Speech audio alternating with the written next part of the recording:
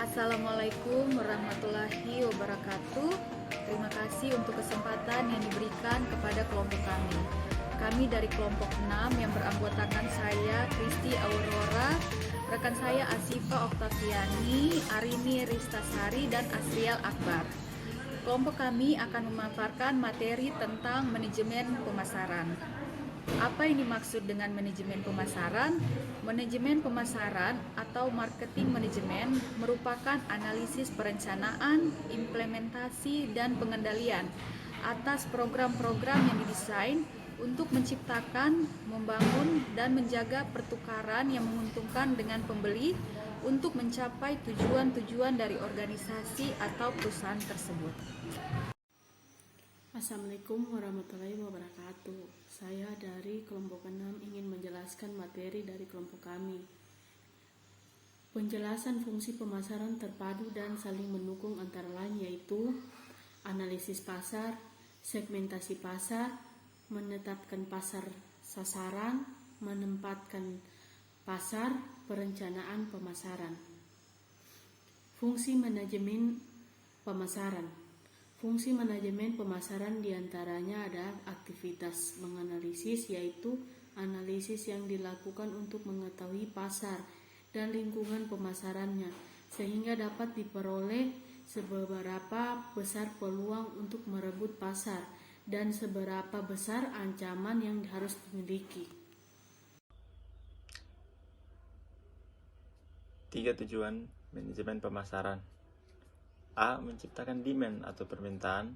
B. Meningkatkan keuntungan. C. Menciptakan pelanggan baru. D. Memuaskan pelanggan. Dan E. Mencitrakan produk yang baik di mata publik. Dan adapun tugas pokok manajemen pemasaran atau marketing manajemen ialah memasarkan produk perusahaan sehingga tercapai tingkat keuntungan jangka panjang perusahaan untuk menjamin kelangsungan hidup serta pengembangan perusahaan.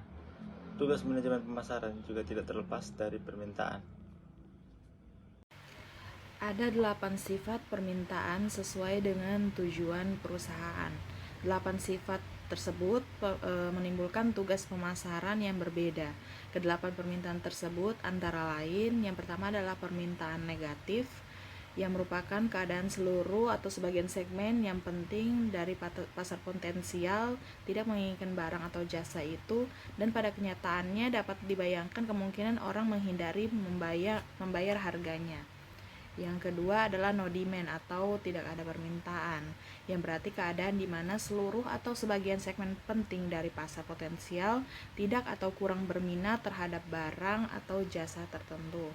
Yang ketiga adalah latent demand atau permintaan tersembunyi, yang berarti di mana banyak orang merasakan sangat membutuhkan barang atau jasa yang sampai saat ini belum dihasilkan.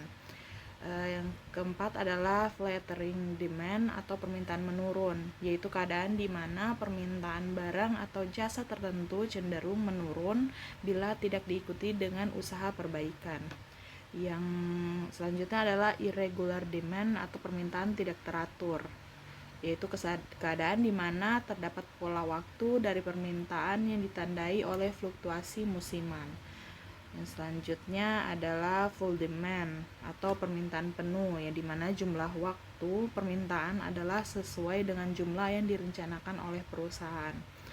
Yang selanjutnya adalah overfull demand atau permintaan yang berlebihan, merupakan keadaan di mana permintaan yang ada untuk barang atau jasa tertentu melebihi tingkat kesediaan perusahaan untuk memenuhinya. Yang terakhir adalah unwholesome demand atau permintaan tidak sehat, yang merupakan suasana di mana suatu permintaan dirasakan merupakan pelanggaran atau di luar batas perundang-undangan sehingga tidak diinginkan atau ditawarkan untuk mengandung unsur yang kurang dikehendaki. Yang terakhir adalah konsep manajemen pemasaran. Ada 5 konsep manajemen pemasaran, yaitu yang pertama konsep produksi, yang kedua konsep produk, yang ketiga konsep penjualan, keempat konsep pemasaran, dan yang terakhir adalah konsep pemasaran berwawasan sosial. Sekian presentasi dari kelompok kami, lebih kurangnya mohon dimaafkan. Assalamualaikum warahmatullahi wabarakatuh dan selamat malam.